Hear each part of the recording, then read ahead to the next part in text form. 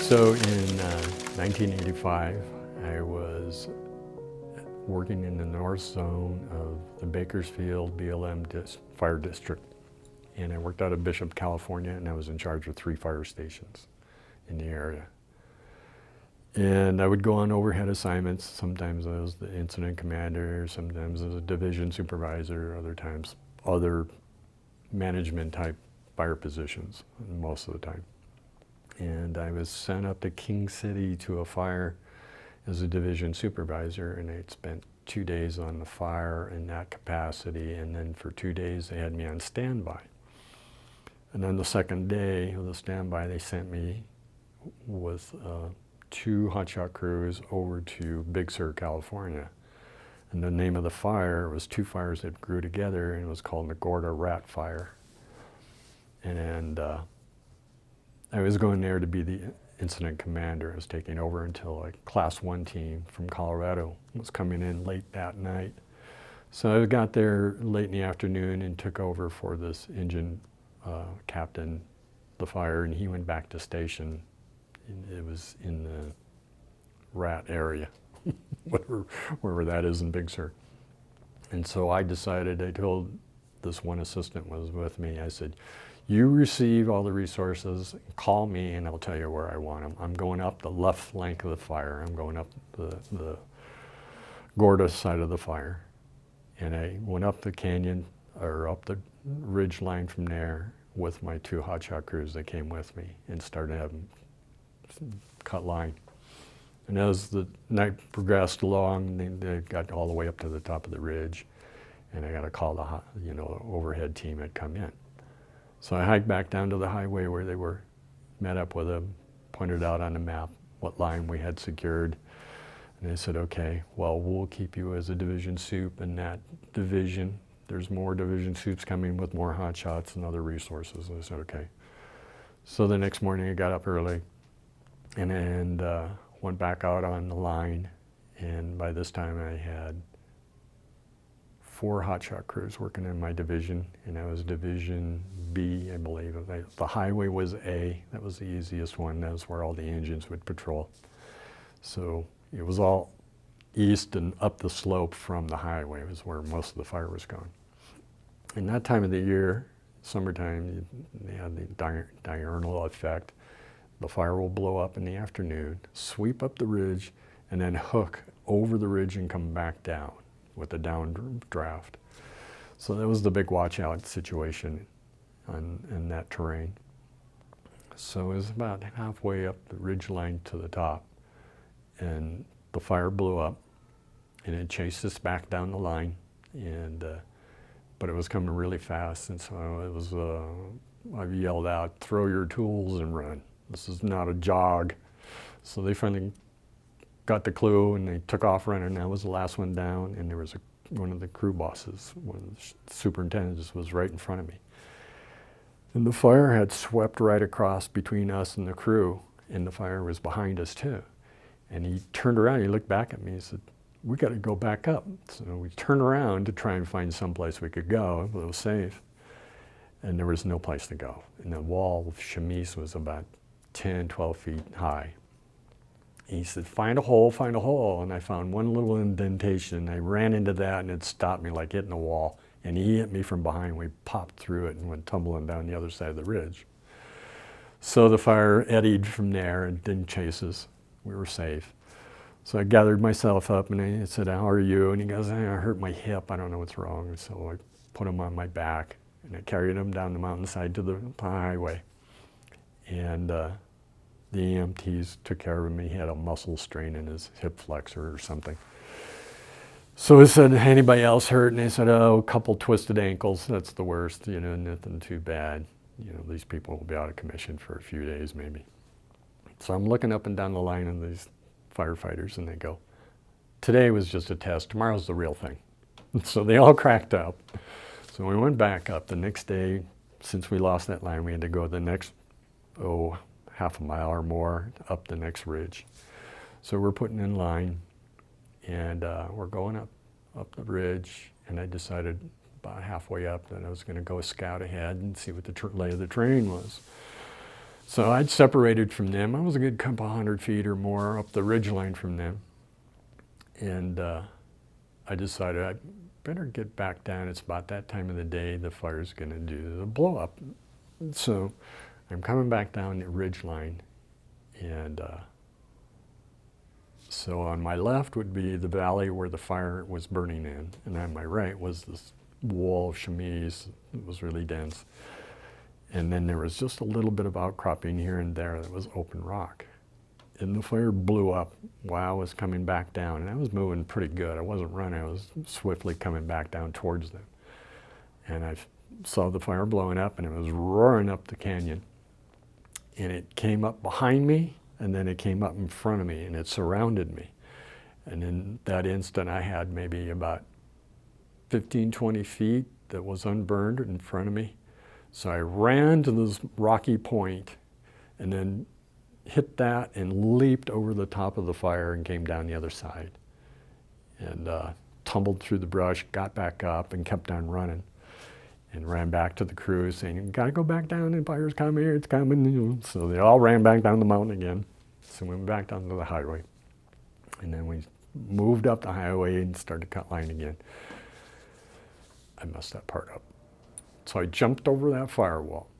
I was running down. The fire swept around me again, but this time I didn't have an outcropping that I could run to and leap over the fire.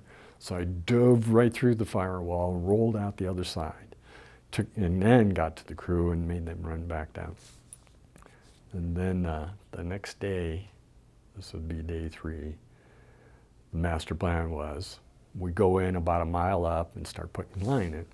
So I got there with all my crews, and they were all mumbling and grumbling. We're probably going to lose this line again, blah, blah, blah. And I looked at all of them, and I looked at the superintendents, and I said, "Load them back up. We're going another mile off the road. We're going to go 2 ridges from this ridge. This is insane. We're just doing it too close." So in total, we were about 2.5 miles from where we were originally supposed to be. So we put the line in, and 3/4 of the way I could see that we were going to get all this line in, and then night shift was going to get ready to fly out. They were bringing them in by helicopter. So I called into the base and I said, "I want to keep the day shift on as the holding crew, and I want the night shift to do the burnout. We're going to stop this fire on the side of the line." And I went, "Oh, okay, go ahead, let's do that. Let's see if you think you can catch that." And I said, "Yep, we'll get it." So we put in the fire line and burned out all that night, and then came back in, and they put in a whole new fresh group of guys for mop up on that division. And then during the interim of this, the fire was getting more complex, so we had 2 branch directors, and I had the guy that was on the west side of the fire, north and west. And I had a pretty good rapport with this branch director, and I said, "Oh, good, now I'll probably get some little mop-up assignment." He goes, "No, you have to go to the other side of the fire. We can't keep any division supervisor going over there. We've had to change them every single day." So I said, "Oh, no, you can't do this to me." He goes, "Yeah, I need you really bad. You're the only one that's holding up." So I took over the south side of the fire. And I had gone far enough ahead that I had all the lines secured. So now I was just going to use a daytime burning operation. So I started up in the corner of the fire and worked my way down and across a little at a time. I had really good outshot crews that were running this, but the fire still it just overheated and it just blew up. And one thing I did at top of this one ridge line was I completely cleared off this top knoll and this draw, and it has a backup safety zone. So the fire blew up. There's no place, there's no way we can go down, so we have to go up. So I brought everybody up to where I was on this knoll, and I said, "We're all just going to hunker down right here." I said, "We don't need to pop our fire shelters. We're just going to stay in this spot. We should be just out of the line of the fire when it comes through the draw." So I told all the crew bosses, I said, "I put your most experienced people on the outside of this group, and I want the least experienced people on the inside." I said, "I don't want any panic." Sure enough, the fire's coming and you can hear it roaring up and the smoke has just enveloped us and we can't even see each other. You can't even see your hand in front of your face.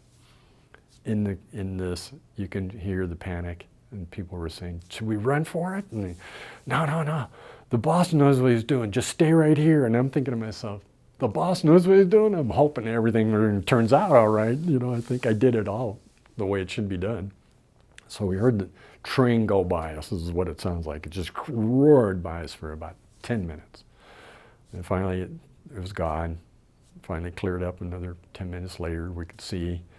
And I had 4 engines up near this draw. And I had them all pre-prepped to go when I give the orders, to lead the fire because it's blowing up again. And so I checked in with everybody as the fire was blowing up. And I had one other hotshot crew going over the mountain to another direction, and then everybody else was coming up where I was. And so I said, okay, give me a check-in. Everybody okay? Yeah, boss, we're all right. Then one guy goes, and I said, I see a vehicle, pickup truck sitting in the draw, burned up. I said, did somebody not drive a truck out?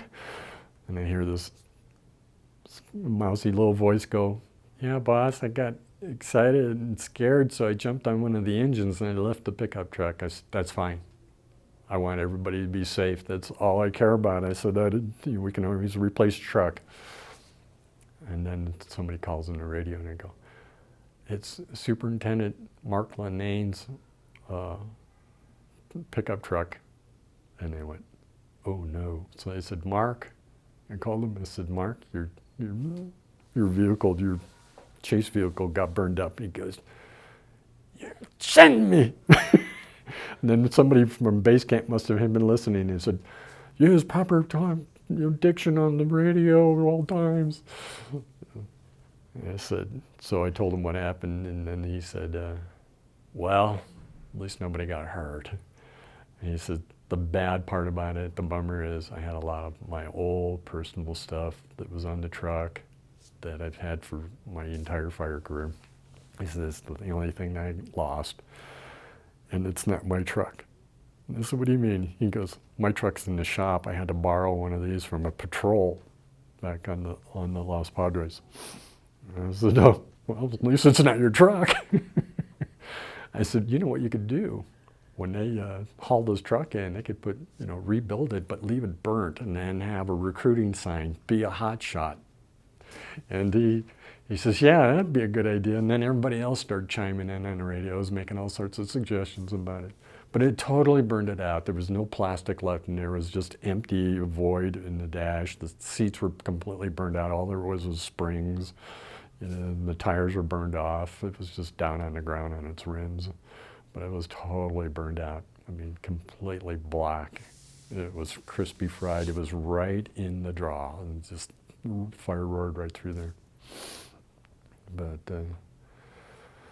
so it went over the ridge. So then we pulled back. They brought us back in. They moved our base of operations. They made a spike camp out of us. And then we had a much easier time because it went into a sort of a low, flat valley, and we were able to put dozers in with the engines and stop the fire. And so by the 7th day, it was out. So, but that was so hard. My knees were just swollen so tight. And I was losing firefighters from poison ivy real bad. Every day it was just crews were getting smaller and smaller. So we started combining hotshot crews because they were just so depleted of manpower. They were getting down to like 10, 12 people out of what we were running then. I think it was 28 people in a hotshot crew then. And it just got so depleted. We were losing half our manpower to poison oak. And other injuries. People are twisting ankles or getting thumped by a rock on a slope. Just, yeah.